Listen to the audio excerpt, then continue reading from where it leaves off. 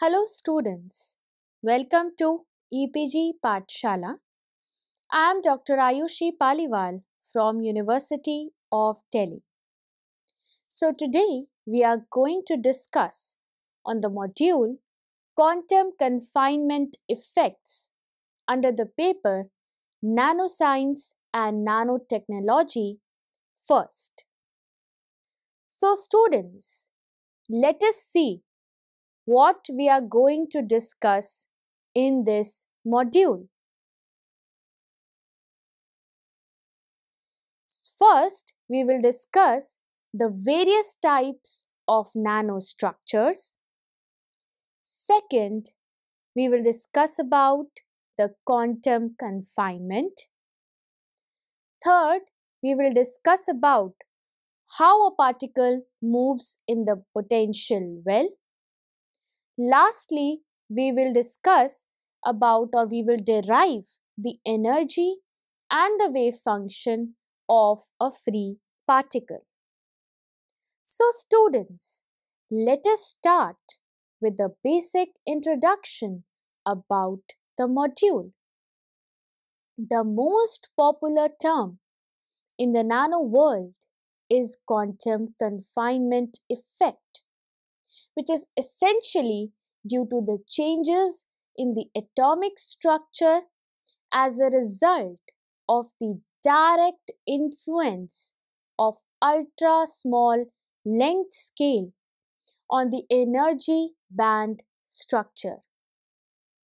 The length scale corresponds to the regime of quantum confinement ranges from 1 to 25 nanometers for a typical semiconductor groups of 5th, 3rd to 5th and 1st to 6th, in which the spatial extent of the electronic wave function is comparable with the particle size. So, as a result of these geometrical constraints, electron feels the presence of the particle boundaries and respond to the changes in particle size by adjusting their energy. This phenomena is known as quantum size effect. Quantization effects becomes most important when the particle dimension of a semiconductor near to and below the bulk semiconductor Bohr exciton radius, which makes the material properties size dependent. So when the particle size approaches the Bohr exciton radius, the quantum confinement effect causes the increasing of the excitonic transition energy and blue shift in the absorption and luminescence band gap energy. In addition, quantum confinement leads to a collapse of the continuous energy bands of a bulk material into the discrete atomic like energy levels. So, a quantum confined structure is the one in which the motion of the carriers, electrons and holes, are confined in one or more directions by potential barriers. Semiconductor nanostructures.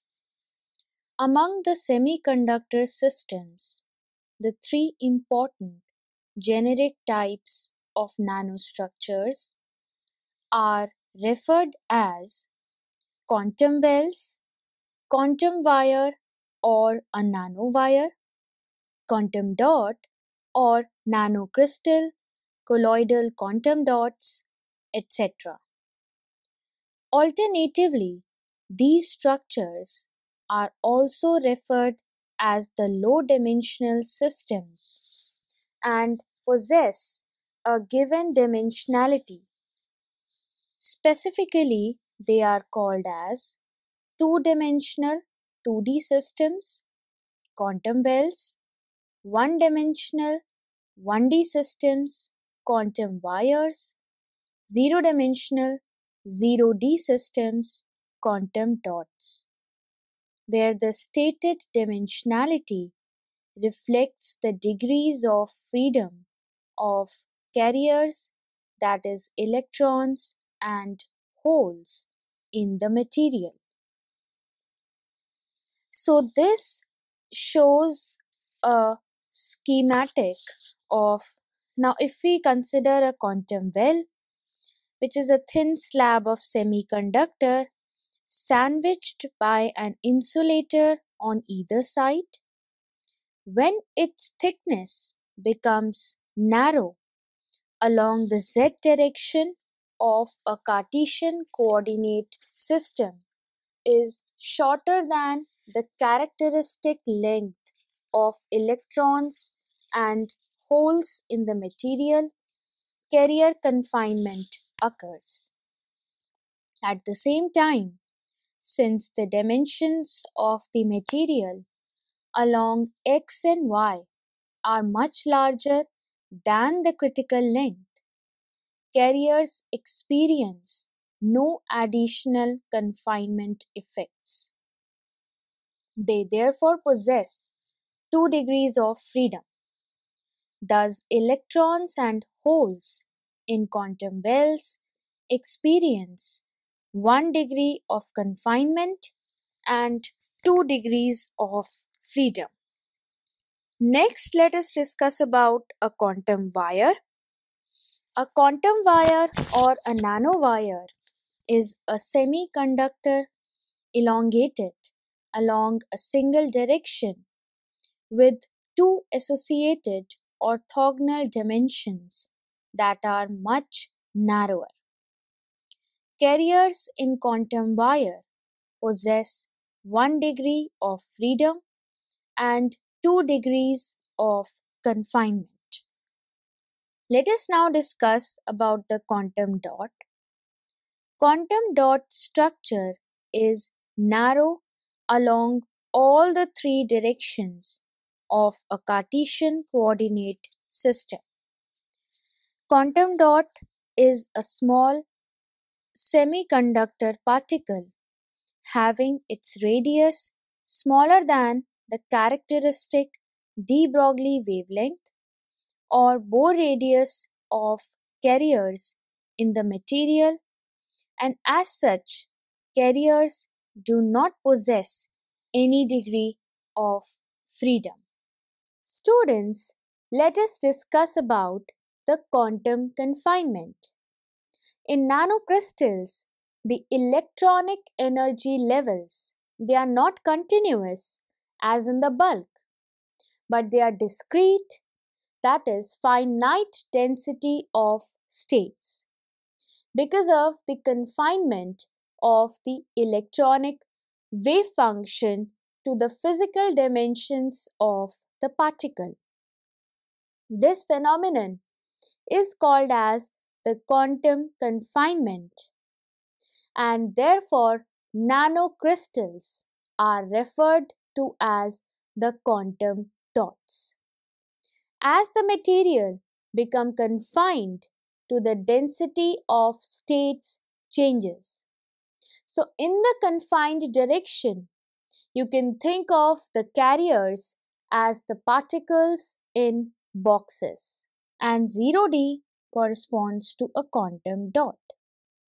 So if a bulk metal is made thinner and thinner until the electrons can move only in 2 dimensions instead of 3, then it is 2D quantum confinement.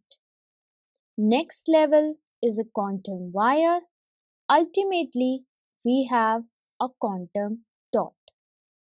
Let us now discuss about the quantum confinement in detail. This figure shows the quantum confinement causes an increase in the energy difference between the energy states as well as the band gap. Both these effects strongly influence the optical and electronic properties of the materials at nanoscale. Now, if the diameter of a molecule is reduced such that it becomes comparable to the de Broglie wavelength of electron wave function, it experiences quantum confinement effects. The electronic as well as optical properties of such small materials considerably differ from the properties of bulk materials. If the dimensions of the confining structure are very large in comparison to the de Broglie wavelength of the particle behaves like a free particle. So, in this state, the energy states are continuous and the band gap is at its original position. Nonetheless, when the dimensions of confining structure are decreased down to nanoscale, the energy spectrum does not remain continuous and becomes discrete.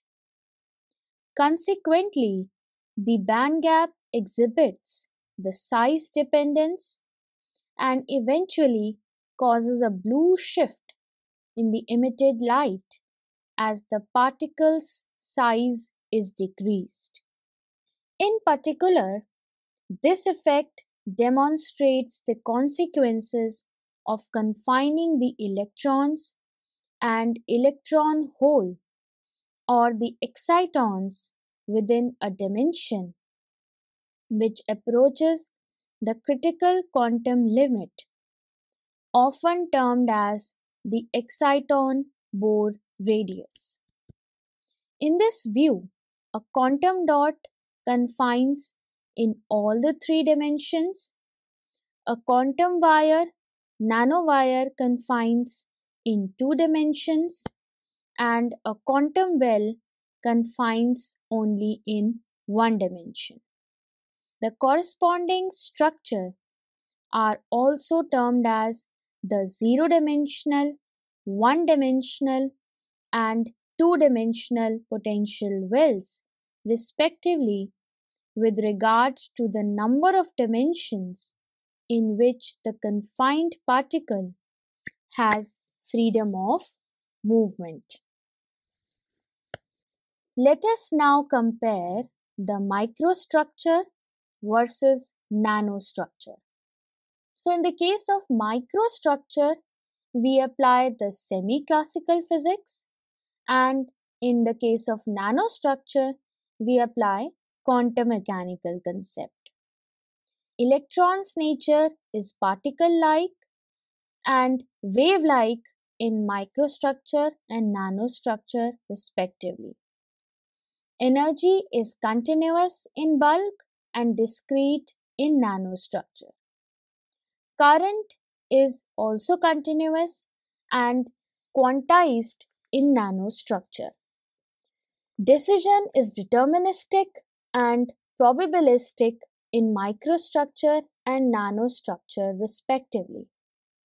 Fabrication: in microstructure it is microfabrication and in nanostructure it is nanofabrication. Surface to volume is small and it is very large in microstructure and nanostructure respectively. Packing is low in the case of microstructure and it is very high in the case of nanostructure. Understanding through quantum mechanics. Nanostructured materials demonstrates electronic and optical properties which are strongly influenced by their size as well as the shape.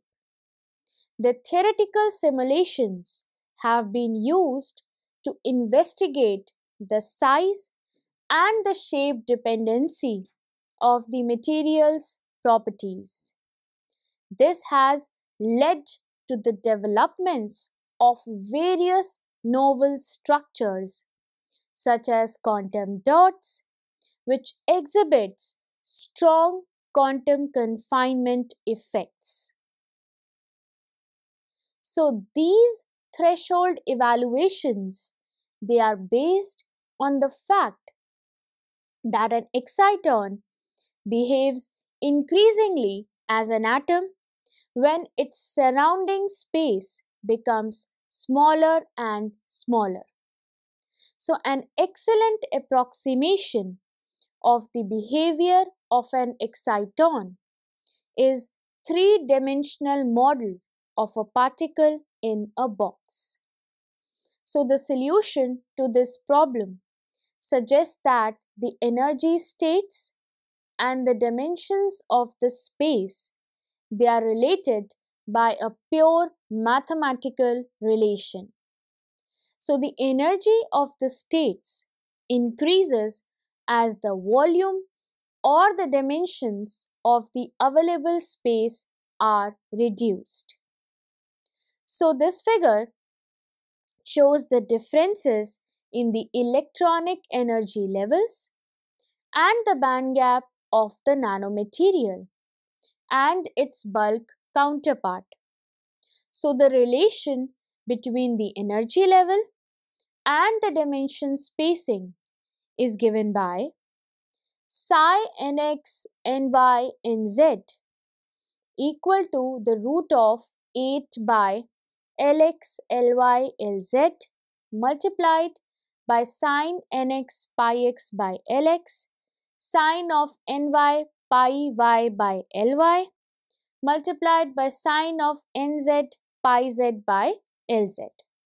And the energy is given by E nx ny nz equal to h cut square pi square by 2m multiplied by nx by Lx the whole square plus ny by Ly by the whole square plus nz by Lz the whole square.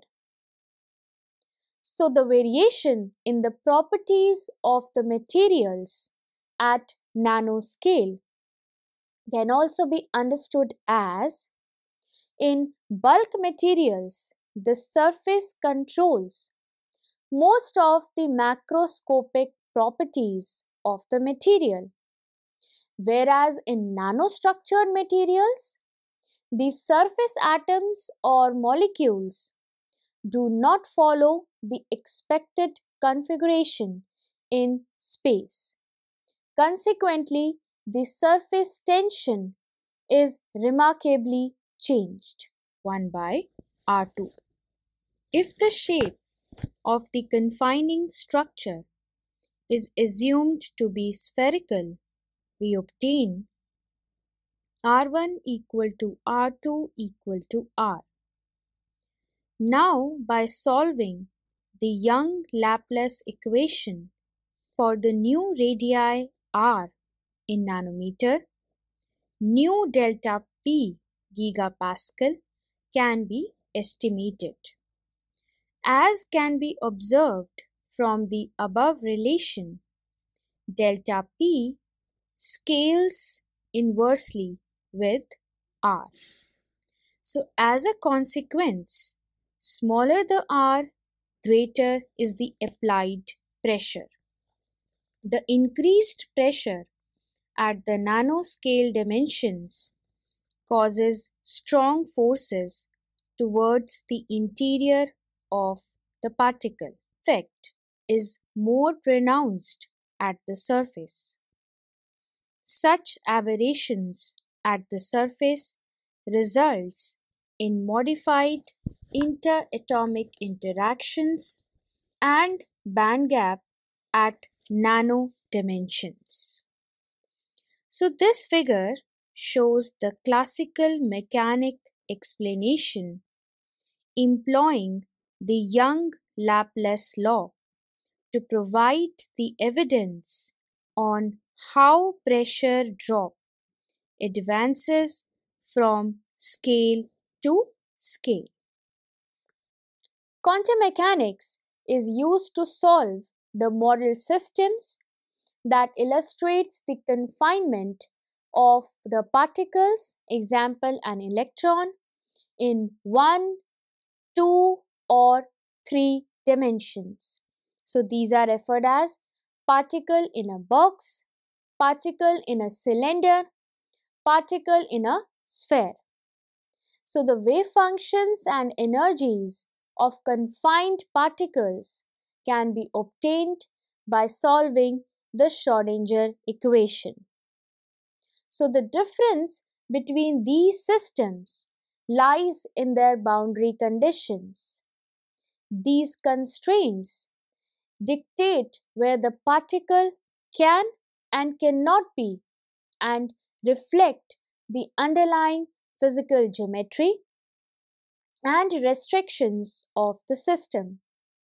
This is why one often refers to a box, a cylinder, and a sphere while modeling the quantum wells, quantum wires, and quantum dots, since these are their natural geometries.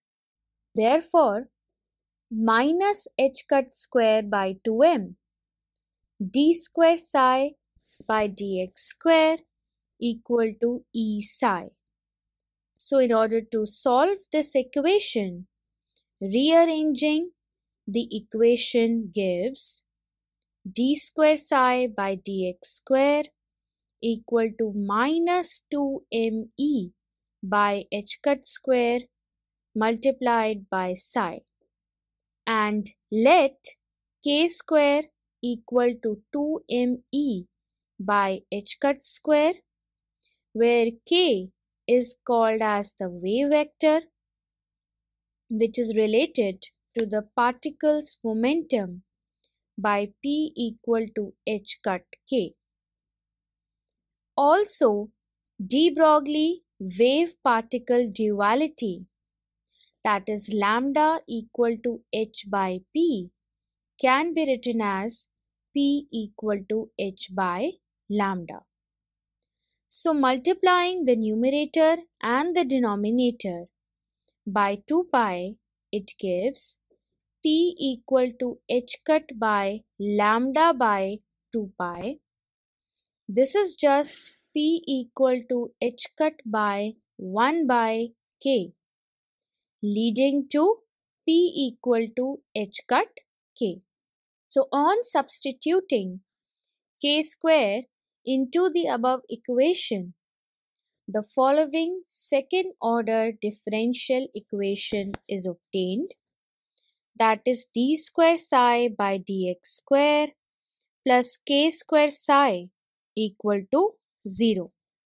So it has general solutions involving the linear combinations of plane waves, that is psi equal to a exponential iota kx plus b exponential minus iota kx, where a and b are constant coefficients which can be determined. That is, it has periodic boundary conditions, also called as Born-von Karman boundary conditions. The following relation applies: psi x equal to psi x plus lambda, where lambda is the wavelength or the period of the wave. So using our previous solution for psi, we then have the following relation for the first term, that is a multiplied by exponential iota kx equal to a multiplied by exponential iota kx plus lambda, which is reduced to a exponential iota kx multiplied by exponential iota k lambda. A similar equality applies to the second term. Thus, for either to be true, exponential iota k lambda must be equal to 1. Since the Euler relation says that exponential iota k lambda equal to cos k lambda plus iota sin k lambda. So we have k lambda equal to 2n pi, where n is 0, plus minus 1, plus minus 2, plus minus 3, so on. We thus find k equal to 2n pi by lambda as constraints on k that arises due to the periodic boundary conditions of the system. So we can express the wave functions as, since there are no constraints on A or B, we are free to choose a solution. For convenience, let B equal to 0. This gives psi x equal to A exponential iota kx as the free particle wave function. And the corresponding energies are given by the accompanying energies are found by using the definition of the wave vector, namely, since k equal to root of 2me by h cut square, we find that E equal to h cut square k square by 2m. This reveals a parabolic energy dependence on k, which is systematically shown in this figure. So students, let us summarize what we have learned in this module. First, we discussed the various types of semiconductor nanostructures. Second, concept of quantum confinement was discussed in detail. Third, the potential well system along with the wave function and energy of the particle in this system was discussed. Lastly, energy and wave function of a free particle were derived in detail. Thank you.